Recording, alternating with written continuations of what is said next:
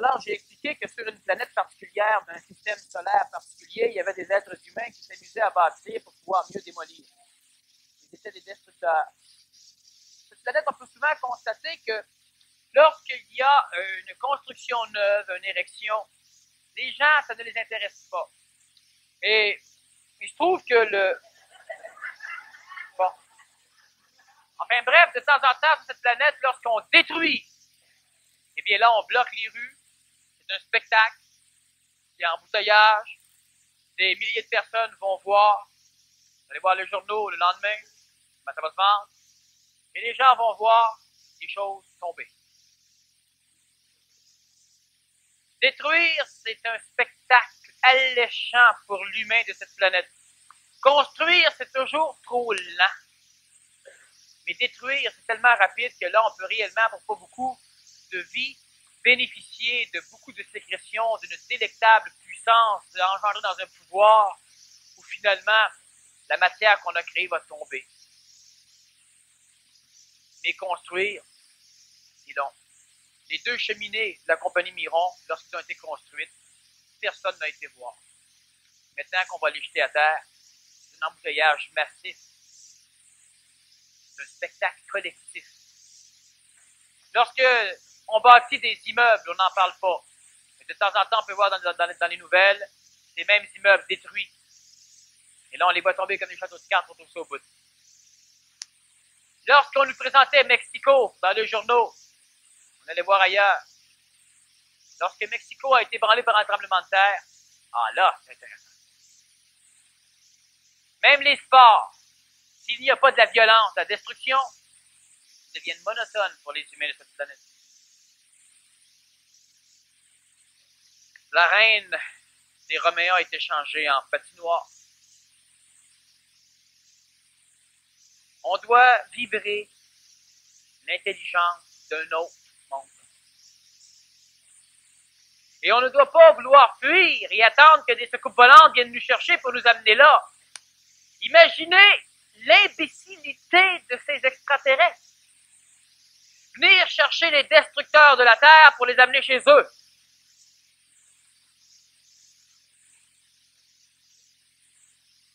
On va attendre longtemps. Ou bien ils vont venir chercher des esclaves.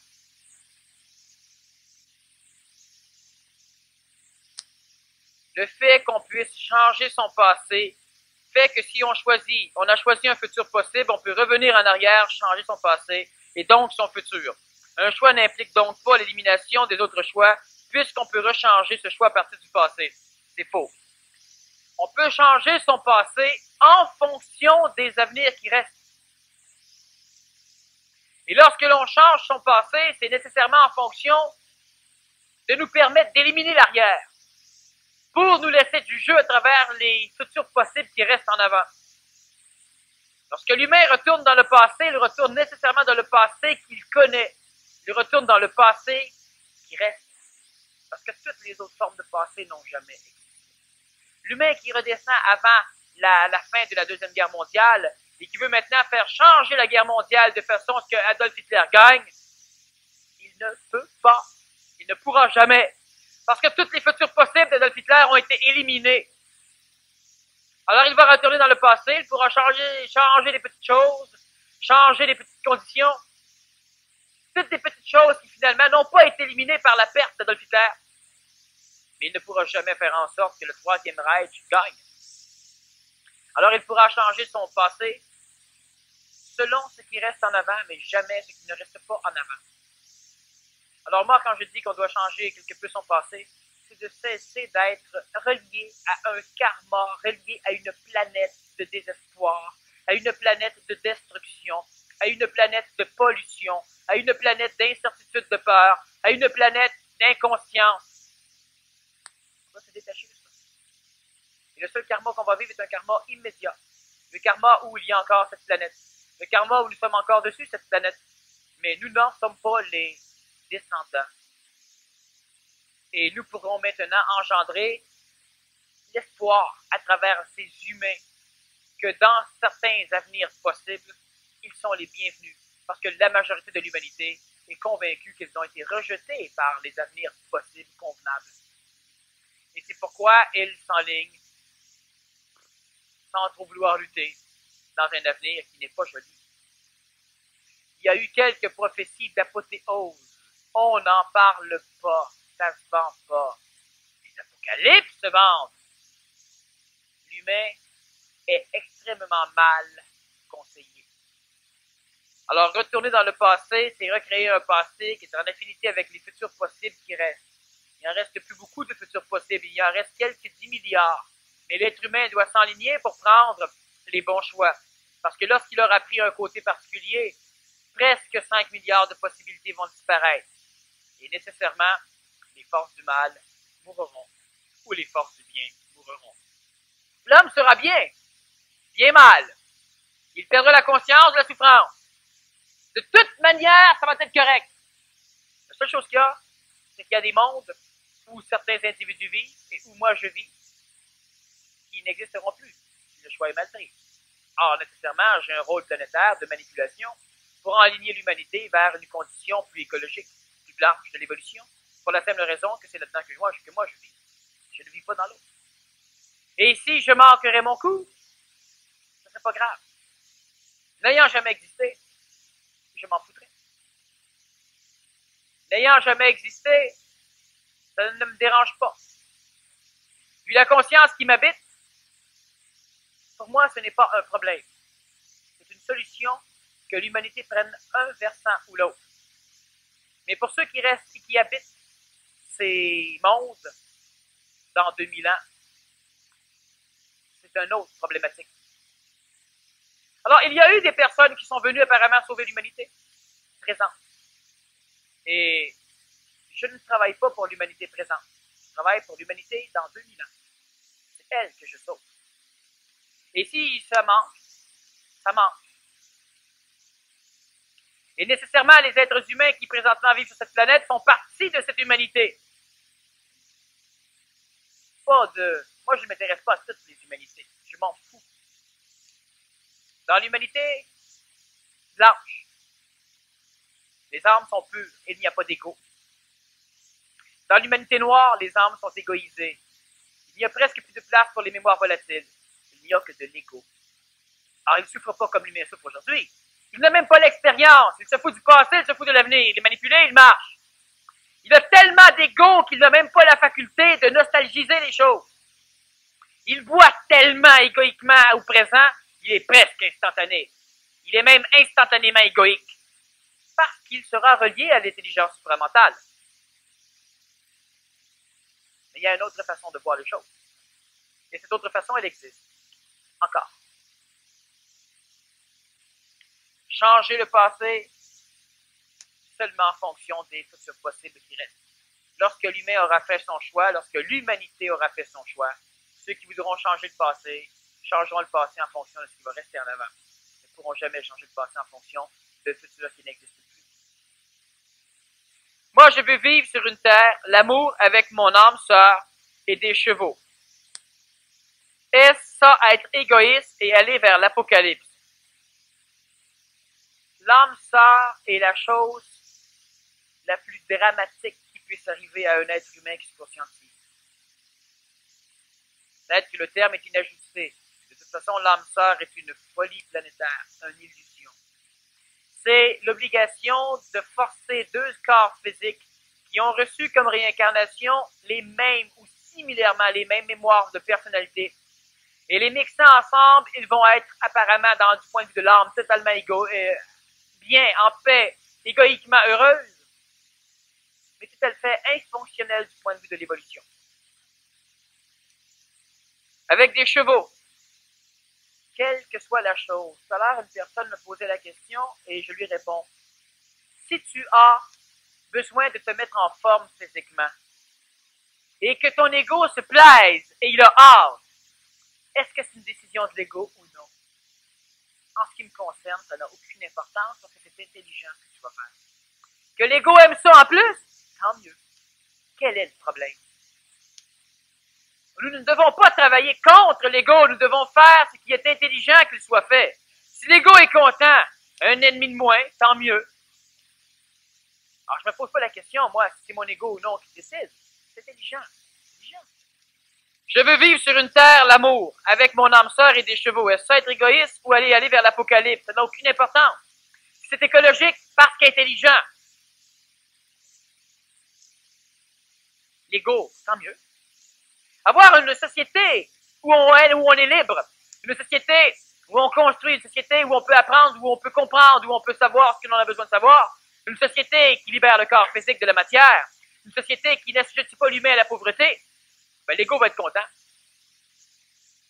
Ben, tant mieux qu'il soit content. S'il n'est pas content, je fais pareil. S'il est content, ben tant mieux, on va suivre ensemble. Alors, on ne demande pas la question si c'est l'ego ou pas, on se demande simplement si c'est intelligent ou pas. Aussi, c'est de l'organisation, ou si l'organisation d'un village sans apocalypse est la solution. L'avenir blanc, n'est-ce pas aussi l'amour avec un homme? Bah, pour la femme.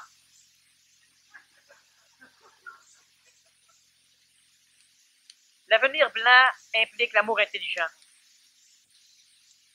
Dans l'amour intelligent, tout ce qui est présentement une tangente planétaire ne peut pas être extrapolé vers ça, parce que la tangente planétaire va vers l'amour noir. Un amour continuellement psychologique, possessif, égoïque. L'amour intelligent fait partie du côté blanc du choix. Et nécessairement, le phénomène du village, comme du village OFSA, il faut bien commencer quelque part. Mais ma fonction n'est pas d'engendrer un village. Un village, c'est une petite chose, la planète Terre. Mais c'est un début. Un début qui permet à des êtres humains de dégrégoriser un égrégore, de néotyper le système planétaire et de retirer ou de retarder le changement ou de précipiter le changement vers le côté blanc. C'est tout. Et ça permet aux individus qui sont dans ce système village de vivre immédiatement des contextes et de laisser dans la mémoire astrale la possibilité à l'humain un jour de reprendre son choix. C'est-à-dire que si on arrive à implanter suffisamment de blanc à l'intérieur du système humain avant qu'il choisisse, il sera toujours confiné à pouvoir prendre le bon chemin. Mais c'est pas question juste de spiritualité, c'est question de matérialité, c'est question d'écrire des livres, c'est question d'avoir un contexte financier suffisamment puissant, c'est question d'engendrer une société qui va prouver à l'humain que ces choses-là se peuvent. Il doit y avoir sur cette terre, avant les années qui viennent, la possibilité que des êtres humains, s'ils manquent leur coup, ne l'aient pas manqué à cause d'eux. C'est ça qui doit être. Mais continuellement, les mémoires archétypales du passé nous disent nous avons manqué à cause de nous. Aurobindo n'a pas manqué à cause de lui. Il a réussi. Les autres ont foiré. Si un système comme un village, comme un projet OFSA manque, ça ne doit pas être à cause de ceux qui étaient dedans. Et là, on vient de donner un maudit bon coup de poing à toutes les forces du mal. Quand ça ne marche pas, le bien, c'est à cause du mal. Et ça va hanter le reste de l'humanité pour les 1000 années à venir. Et nécessairement, l'humanité aura toujours le choix de tirer du côté blanc. Et tout ce que nous aurons fait aura réussi. Ce n'est pas l'apparence immédiate, mais c'est la compréhension des mécanicités archangéliques, la compréhension de plusieurs choses. Ces futurs sont là. Donc, on a le droit d'aller les chercher. Donc, on est écologique en travaillant pour. Mais dans ce futur, il y a un problème. C'est qu'on ne peut pas obliger l'humain à y venir. On doit l'inclure. Ça complique les choses. Du côté noir, on fait des forces militaires, on tapoche l'humain, puis il vient. Du côté blanc, on fait des forces militaires, on tapoche l'humain, on s'en va du côté noir. Le côté blanc est beaucoup plus difficile parce qu'il nécessite des conditions d'écologie. L'amour intelligent en fait partie, donc pas l'amour possessif. Alors on ne peut pas aimer l'humanité à un point tel qu'on la possède pour qu'elle vienne avec nous. On s'en va avec elle du mauvais bord. Le bon côté, le côté blanc, est un côté où l'être humain est individuellement libre dans sa conscience, donc on ne peut pas faire de la propagande et la mener avec nous. On peut faire de la propagande dans un système planétaire qui n'a pas encore décidé. Mais cette propagande doit être style d'une religion mentale qui permet à l'être humain de se libérer de la propagande pour arriver à comprendre lui-même ce qu'il a à faire. Cela peut se faire, cela doit se faire. Pour un très court laps de temps. L'humain ne doit jamais sentir la puissance de se transformer en pouvoir quand ça commence à marcher. Il y a énormément de choses qui peuvent être faites, qui ne sont jamais faites parce que l'humain n'a jamais décidé de le faire. L'humain pense que c'est bon, un ou deux humains sur 10 000 décident, et ces deux humains-là claquent. Et puis lentement, rien ne se fait. Retourner dans le passé pour transformer le passé de façon à nous projeter un avenir nouveau. N'y comptez pas. Les avenirs, l'être humain n'a pas de départ fixe comme ça. Les futurs possibles sont déjà existentiels. Et si on les balaye, on devra se contenter de ce qui nous attend en avant. Si on vient miner, créer un virus de bien à travers les forces du mal, il y aura toujours la possibilité qu'un jour une branche neuve naisse. Elle sera déjà présente à l'instant que le virus aura été créé. Elle existe à la condition qu'on crée le virus. Si on ne le crée pas, elle n'existe même pas. Et si le virus engendre une maladie du bien tellement puissante, alors l'humanité pourra prendre un autre tangente. Si elle ne la prend pas parce que la maladie n'est pas suffisamment puissante, elle reculera le nœud, la fourche, qui nous laissera du temps. Pour cela, l'humain doit travailler d'une façon cosmique, pas d'une façon égoïste, où il ne voit son travail que limité à sa présence sur la Terre. Satprem s'est battu avec lui-même pendant 6 ans pour rester en groupe. Pourquoi est-ce les plus forts qui résistent le plus? Normal. Plus l'être humain se conscientise, plus il résiste à la conscientisation. C'est comme l'accélération de la lumière, c'est comme l'accélération d'un véhicule automobile. Ça prend 1 kg d'énergie pour faire avancer une automobile à 10 000 à l'heure. Pour le faire avancer à 20 000 à l'heure, ça n'en prend pas 2, ça en prend 3. Pour le faire avancer à 30 000 à l'heure, ça n'en prend pas 3, ça n'en prend pas 6, ça en prend 9. Il va 3 fois plus vite, il a besoin de 9 fois plus d'énergie. C'est comme ça que ça se passe. Jusqu'à un moment donné, et ça l'astrophysique ne l'a pas encore compris, lorsque une particule approche de la vitesse de la lumière, on doit augmenter, on doit multiplier par 1000 l'énergie pour la faire augmenter d'un tout petit peu plus. Et là, on se dit que finalement, lorsqu'elle arrivera à la vitesse de la lumière, elle aura une énergie tellement massive. Mais lorsqu'elle va arriver proche de la vitesse de la lumière, il y a une chute, elle aura traversé la montagne. Et là, elle aura besoin de presque pas d'énergie pour continuer à accélérer et atteindre la vitesse de la lumière. À l'évolution, c'est la même chose. Chaque fois qu'un être humain est fort et conscientisé, pour gagner un peu plus, ça demande bien plus. Alors, on prend un spiritualiste et le faire vivre l'évolution que nous faisons ici, c'est facile. Je donne 3-4 mots. Puis là, il vibre. Et plus on se conscientise, ben là, plus il en faut. C'est normal. Et si l'humain est capable de continuer, il va venir un temps où il aura traversé. Et là, il n'aura plus besoin. Là, il pourra se servir de son énergie pour avancer. Il n'en aura pas besoin, comme on en a besoin présentement. Les forts résistent le plus, c'est normal. Tout ce qui le retenait là, c'était mère. Moi, tout ce qui me retiendrait à ça, ce ne serait pas les autres. Et le gros problème, c'est qu'il ne faut pas être tenu à un projet ou à un système planétaire pour les autres humains. Mais on doit explicitement comprendre que sans les autres, il n'y a rien. Le plus évolué des humains de la planète aura besoin d'un autre humain pour qu'il traverse la petite montagne. Le plus évolué de tous les humains, le Nazaréen, est allé se foutre à genoux devant le Jean le Baptiste pour que celui-ci lui permette de traverser la côte. Orgueilleux, il aurait pu être. Fuir, il aurait pu. Et il serait resté un martyr de la transition. Parce qu'il aurait toujours refusé de finir à genoux devant un autre humain. L'autre humain n'est pas nécessairement plus puissant, mais il n'y a personne ici qui se soit baptisé lui-même. Et il n'y a personne qui se baptisera lui-même. Je ne parle pas juste du baptême au niveau du nom. Je parle d'un baptême cosmique. L'homme aura besoin de l'homme. Le dernier petit coup de pied au cul. Tout l'univers ne peut pas le donner. Un homme devra le donner. Et c'est l'épreuve anégoïque finale. Tant que l'homme ne comprend pas ça, il n'y a rien à faire. L'individu qui ne veut vivre que de par lui-même et qui ne veut pas vivre pour les autres Je ne parle pas d'une conscience collective. Je sais simplement que lorsque l'on veut pousser une automobile, plus on va être, mieux ça va aller. Et si un être humain me dit, moi, je vais être d'accord pour pousser en gang, quand mon char va être pris. Mais là, c'est pas le mien qui est pris, je vois vraiment pas pourquoi j'irais pousser. La journée que son char va être pris, les autres n'iront pas le pousser non plus. Là, il va pousser en sacramento. Il va devoir mettre toute l'énergie qu'il aurait mis normalement en allant pousser les autres automobiles.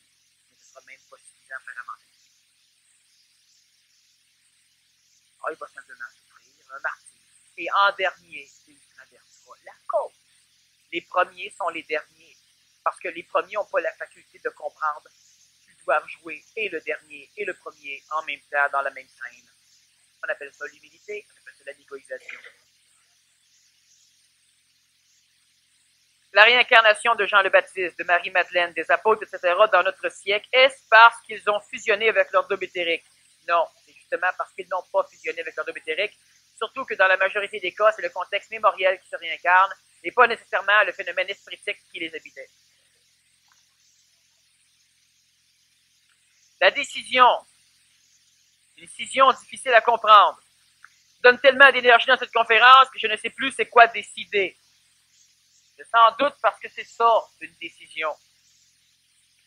Que vaut la bombe de paix qui se fait au solstice et à l'équinoxe à travers le monde?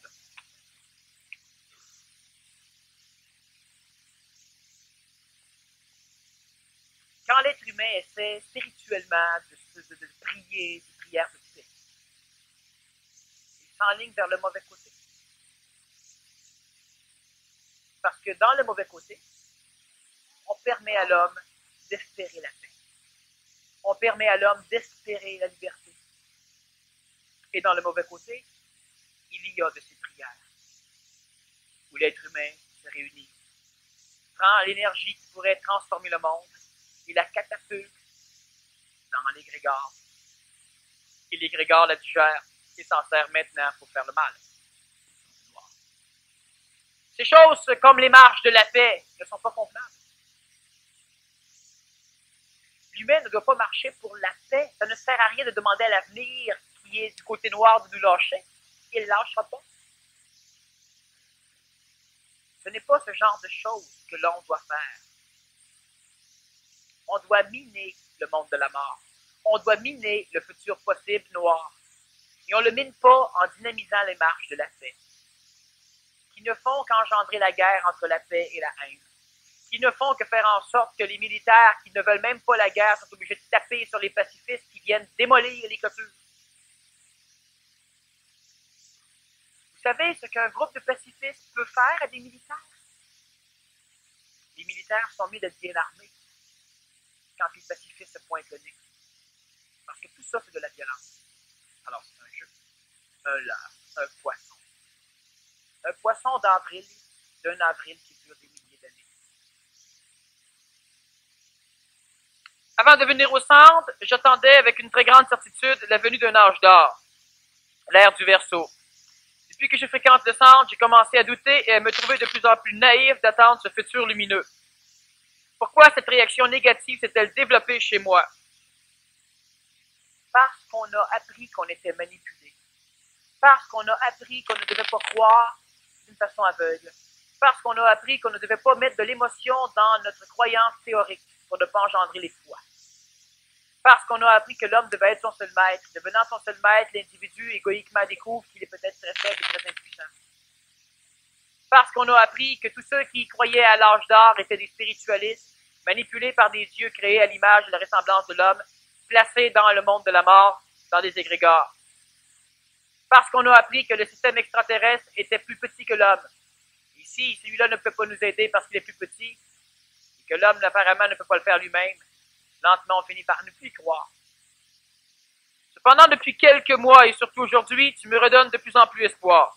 Si tu continues à nous parler dans ce sens, je suis convaincu que nous développerons la puissance de nous diriger vers cet âge d'or. Parce que maintenant, vous apprenez que l'être humain est autre chose que de la merde. Parce que maintenant, vous connaissez un peu mieux, sans trop d'émotion, ce que c'est que futur possible.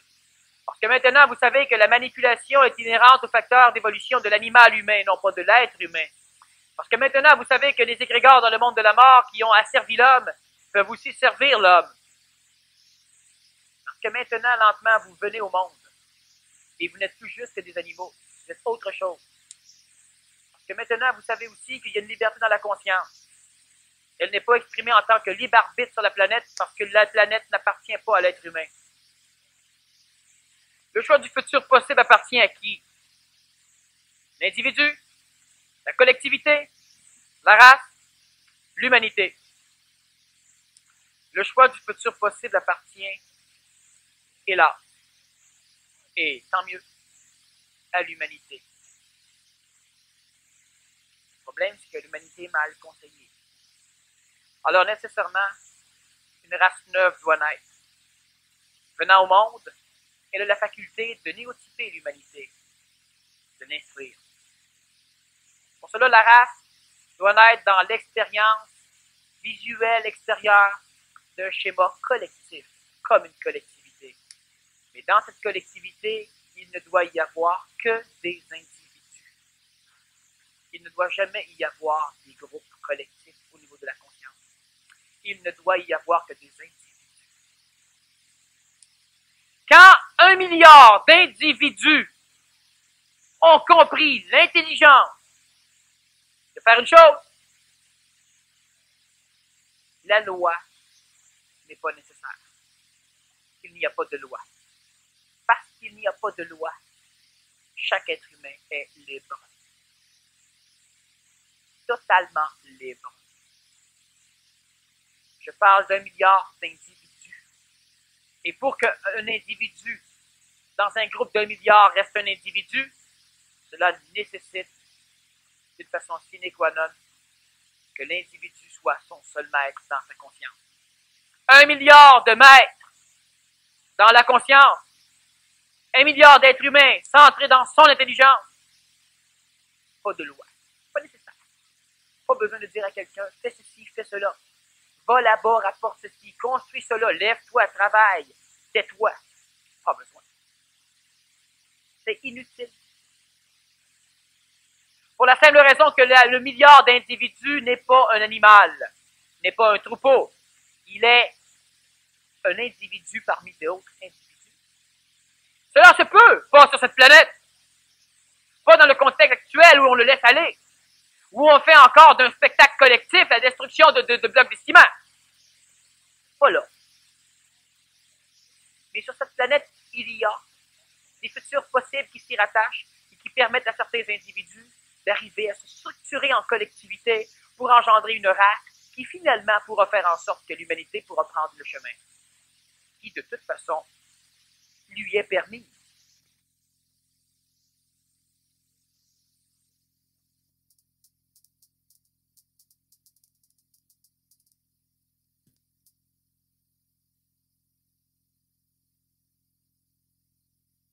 Se fasse, que la conscience de l'être individuel puisse aujourd'hui commencer à éliminer certains futurs possibles, la conscience individuelle devra nécessairement travailler selon les lois qui régissent la fonction primaire du monde de la mort, selon les lois astrales, selon les lois de la spiritualité, selon les lois du collectivisme. L'être devra jouer le jeu. Pas jouer le jeu par l'intérieur, mais par l'extérieur. Si pour sortir d'un pays, vous devez vous habiller avec un uniforme particulier, habillez-vous avec l'uniforme. Mais ça ne veut pas dire que votre tête et votre cœur font partie du pays. Ça veut dire que vous avez mis l'uniforme pour pouvoir agir dans le pays et sortir librement d'un pays. Ça ne veut pas dire que vous êtes le pays. Alors, si on parle, par exemple, du Canada, ça ne veut pas dire que vous êtes Canadien parce que vous avez un passeport canadien. Ça veut dire que pour arriver à entrer et à sortir, il faut l'habit, alors on prend le passeport. Mais ça ne fait pas de vous un citoyen canadien. Vous pouvez être un citoyen libre, mais vous jouez les jeux. L'être individuel doit nécessairement travailler avec d'autres humains. Tous les égaux conscientisés qui prétendront ne pas avoir besoin des autres devront passer en dernier. Ils font partie des martyrs de la transition qui ont comme fonction de descendre d'intelligence dans le plan spirituel de façon à ce que l'humanité y ait accès. mais ils ne font pas partie des guides humanitaires qui pourront orchestrer la gestion de la polarité de l'intelligence supramentale de façon à ce qu'elle devienne blanche ou noire.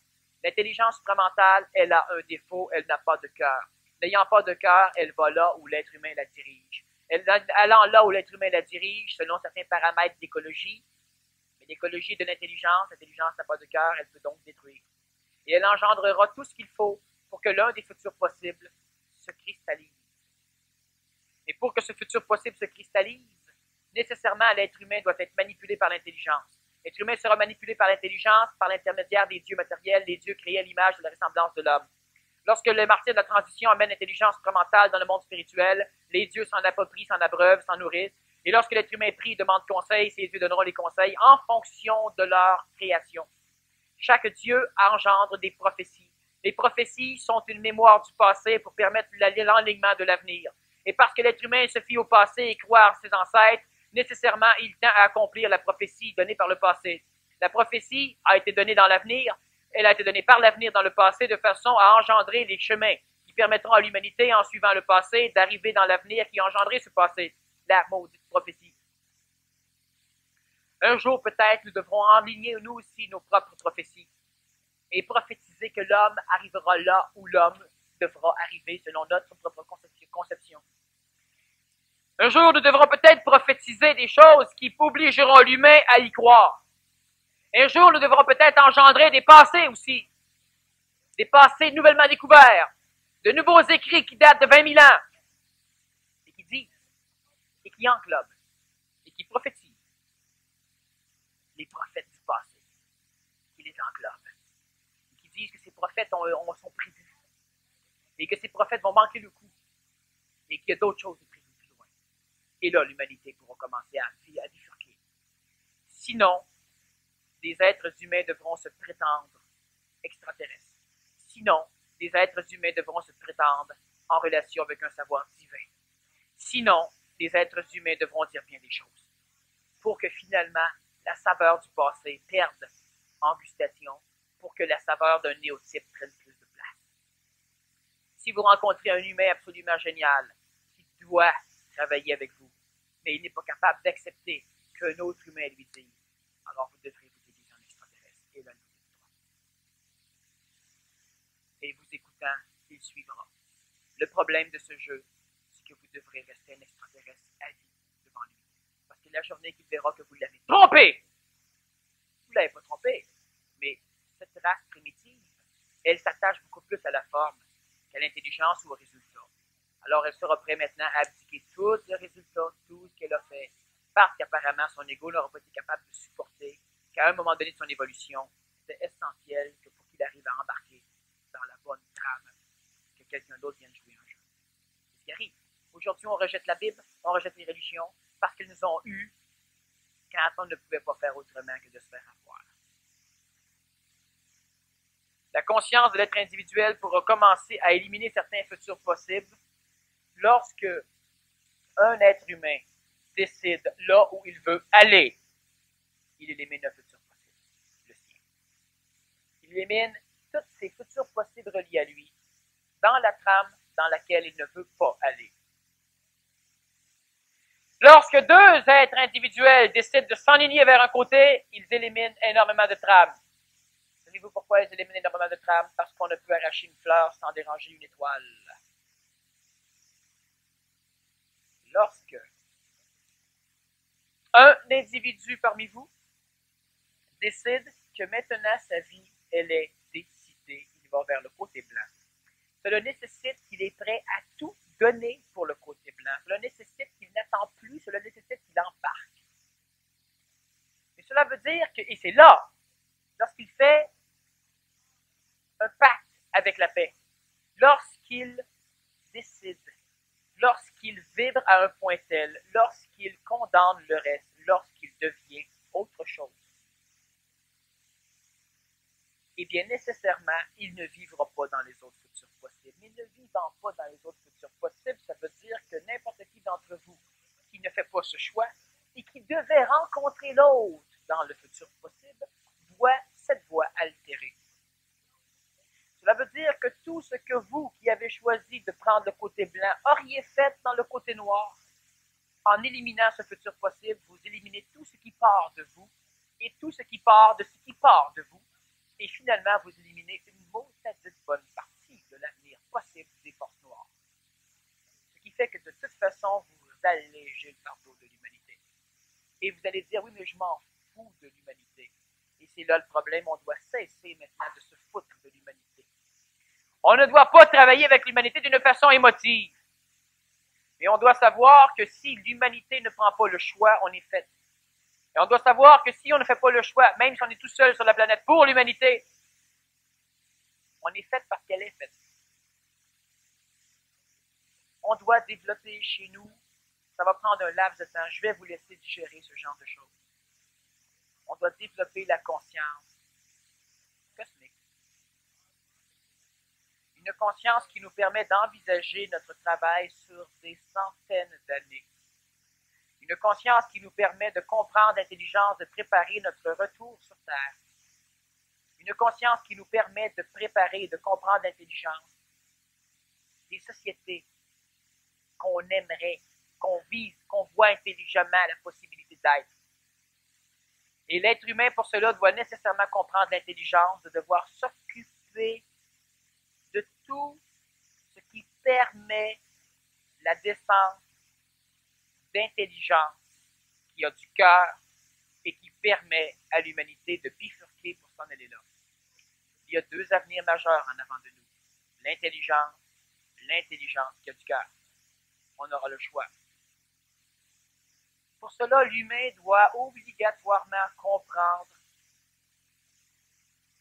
toute l'étendue de ce que c'est qu'une action dans le monde. Quand un être humain écrit un livre, 20 personnes le lisent seulement, alors il va dire « j'ai manqué mon coup ». Ces 20 personnes qui ont lu le livre ont changé leur vie. Et toutes les trames de futur possibles, avant qu'elles lisent le livre, disparaissent toutes, sauf une, et sauf celles qui sont reliées à celle-là. Le petit travail qu'il dit avoir fait, il n'en a aucune idée de ce que ça a donné. Il vient de changer le monde pour les milliards d'années à venir. Mais on pèse toujours le résultat de nos actes selon la grandeur du cercle et jamais selon sa rondeur. Ce que vous avez fait était parfait, mais n'a pas donné de puissance immédiate. Mais vous avez changé un humain, vous avez changé le futur. Imaginez qu'à un moment donné, vous allez sur le chemin et vous rencontrez une personne qui est dans le fossé de son automobile, ou une personne qui est dans un précipice, dans un trou. Vous descendez là, vous risquez votre vie, vous sauvez la personne, vous la montez sur votre dos, et vous dites, qu'est-ce que je fais là? Je suis manipulé, qui crève donc? À quoi ça peut servir? Vous la montez en haut et la personne vous dit, merci, merci, ma vie est entre vos mains, qu'est-ce que je peux faire? Alors vous dites à la personne, pour payer le karma que tu me dois, quand tu auras aidé 10 personnes, tu l'auras payé. Et les 10 personnes que tu vas aider, tu dois leur donner le même contrat. Chacune que tu vas aider, tu dois lui dire, pour payer ce que ton karma, tu devras en aider 10 autres. Et continuer à pousser ce karma pyramidal. Maintenant, tu peux aller te coucher. Parce que dans 100 ans, l'humanité en aura entendu parler. Et à cause que tu as aidé un bonhomme, si tu l'as aidé énergétiquement, convenablement, et si tu as eu la puissance de lui dire le message, lui va en aider 10, qui devront en aider 100, qui devront en aider 1000, qui devront en aider 10 000, qui devront en aider 100 000. Et c'est pas long, vous ferez le travail en écoutant la guerre des étoiles à la télévision. Mais parce que l'être humain n'a pas encore décidé de la trame où il voulait aller, il n'a pas encore la capacité, au niveau de l'ajusteur de pensée, de brancher son contact convenablement, de façon à savoir exactement quelle est la portée de son geste. Je dis bien du geste, pas la portée de sa vie, la portée du geste. Parce que le geste, lorsqu'il est supporté par de l'intelligence qui a du cœur, il change le monde. Ce n'est pas d'être missionnaire. Je ne m'en vais pas missionner. Je vis, je respire. Mais je fais des choses. À un moment donné, on décide, 5 personnes, ils se disent, tiens, en fin de semaine, on va mettre un virus dans les forces du mal. C'est pas une mission. On travaille pour nous autres. On s'en va en campagne, puis quand on voit un cultivateur qui cultive, on lui demande, as-tu besoin de main-d'œuvre? Le cultivateur, ben, il hésite. Là, on dit, nous autres, là, c'est bénévole, on veut triper sur mettre des belles de foin d'une charrette. Ah, ben, le cultivateur, il dit, OK. Et là, on travaille. Gang, 5 personnes travaillent 2 jours le temps. Après ça, ils disent aux gars, demain, as-tu encore besoin de nous autres? On aimerait ça. Là, vous le minez, le gars. Là, vous êtes des salauds, des chiens. Parce que le gars, il ne pourra pas continuer à ne pas vous payer. Il cumule du karma. Inconsciemment, il le sait. Les lois spirituelles le savent. Alors, il va dire, bon, ben là, venez au moins souper à la maison. Correct, va y aller. Le lendemain, vous revenez, les 5 personnes. Là, il va dire, là, on va vous donner un salaire. Non. On n'en veut pas. Nous autres, on veut triper sur le foin. Là, il ne comprendra plus, il va savoir, vous êtes glinglin. Et après une semaine de travail, là, il va vouloir vous payer. Absolument, sa bonne femme, elle va chialer. Puis là, vous avez un qui dit, non. Quand on s'en va, là, on ne s'en reverra plus jamais. La journée que tu vas voir quelqu'un qui a des problèmes, ce que tu voulais nous donner, il est fait, à jamais. Et tous ceux avec qui il parle sont faits. Et tous ceux avec qui il travaille sont faits. Vous autres, vous allez avoir payé de votre karma. Génial. Vous allez l'avoir transféré sur le dos d'un autre. Et que c'est chiant. Mais vous allez l'avoir muté en karma blanc. Il peut le remuter en karma noir. Mais il y a des grandes chances que la minorité des humains le fassent. Alors vous payez du poids karmique, vous engendrez un avenir positif, vous dirigez l'humanité, vous ne travaillez pas pour les autres, vous travaillez pour vous autres. Mais parce qu'on sait ce que l'on fait, c'est pas le faire du bénévolat idiot, aller dans un hôpital, puis torcher le cul de personne, s'occuper d'enfants, faire ceci, faire cela. Non, c'est pas ça pour tout. Parce que là, vous n'avez pas de raison de le faire. Vous le faites pour supporter du karma, pour alléger votre fardeau karmique, et vous le transférez sans but. C'est pas canalisé.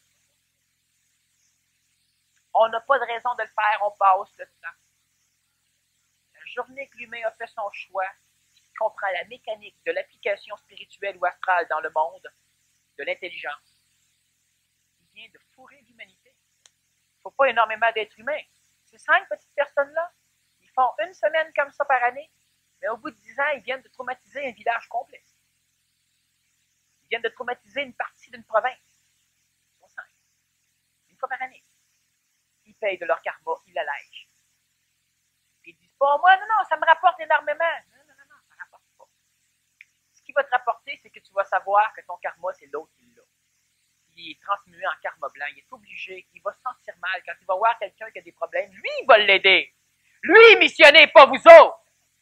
Mais ça ne change rien. Le poids karmique et l'énergie vitale que vous allez avoir placée là, elle va vous revenir au centuple, ça va de soi parce que l'humanité change. L'humanité changeant, s'en va là où vous allez, vous. Étant donné que l'humanité va là où vous allez, tout devient plus facile dans votre vie. Parce que l'humanité va là où vous allez. Alors, de plus en plus, le karma blanc vous tombe d'en face. Et on paye le reste de son karma en continuant à faire des choses. Ce sont des exemples. Il y en a plein d'exemples. Il y en a plein de manières. Où l'humain, en faisant un travail non rémunéré, conscient, il sait ce qu'il fait. Il sait pourquoi il le fait. Et là, l'humain va dire, oui, mais j'aime ça, c'est mon ego qui prend le choix. Je m'en fous. C'est intelligent. C'est juste. Tu élimines du karma, on en connaît le poids. Et tu le transfères. Et on en connaît la puissance. Le geste bouge une étoile. C'est de cette façon-là que l'humain fait son choix.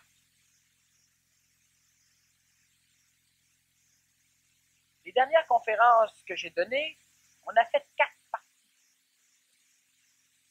Certains diront 3,5, parce que ceux qui ne savent pas ce que c'est qu'une partie. Une partie, ça commence, ça s'arrête là où ça s'arrête. Bon. On a fait 4 parties.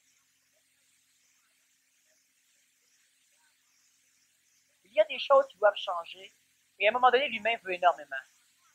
Aujourd'hui, on ne fera pas 4 parties. On va en faire 3. Pourquoi? Parce que vous avez suffisamment à digérer. Et les conditions extérieures sont propices à une digestion. Ce n'est pas dommage. Ce n'est pas quoi que ce soit. Le meilleur artiste se retire toujours au fait de sa gloire. Quand l'humain est suffisamment énergisé, c'est là qu'il doit aller cellulariser. Pas attendre d'en emmagasiner suffisamment pour qu'il s'endorme. Aujourd'hui, l'information était primordiale. Elle change des choses. Moi, j'ai expliqué aux gens qui ont voulu partir de la fraternité que si la fraternité existait et que s'il y avait un minimum de 50 personnes, il y en a presque 80 présentement qui veulent en faire partie. En fait, qui ont signé. Et il reste une réunion avec le public dans quelques temps. Bon, nécessairement, la masse critique humaine, elle est dépassée. Il restera à voir après ça la gestion financière pour atteindre une masse critique financière. Et ça, les personnes qui sont les plus aptes à jaser finances pourront en parler. Et après ça, on verra comment la masse critique de l'humain sera prêt maintenant à appliquer la masse critique financière. Et si cela se maintient toujours, on aura une explosion thermonucléaire. Ça va aller vite et bien. Présentement, on doit digérer. La conférence que j'ai faite aujourd'hui est nécessairement très associée à l'idée qu'il y a une possibilité qu'on puisse travailler en vue d'alléger le fardeau planétaire, donc le nôtre. Et nécessairement, ça prend des tangentes différentes. Les cours et les séminaires que je vais donner s'il y a une fraternité sont nécessairement bien différents. Parce que l'humain, jusqu'à date, a toujours été un être humain confiné à travailler individuellement. Et nécessairement, toute la phénoménologie des sessions, des séminaires et des cours que je donnais s'adressait à celui et celle qui se retirait dans son garde-robe pour travailler. Ça n'a pas autant de puissance. Et il manque bien des éléments, parce qu'il y a énormément d'éléments qui ne peuvent être donnés que si l'humain veut travailler ensemble. Lorsque l'humain veut travailler ensemble, énormément d'éléments peuvent être donnés, peuvent être rajoutés. Et nécessairement, ça change énormément mon travail et ça élimine une grande partie de mon problème. La conférence d'aujourd'hui, elle s'adresse nécessairement à des êtres qui ne vivent pas sur la planète primaire, enfin qui ne vivent pas en primate.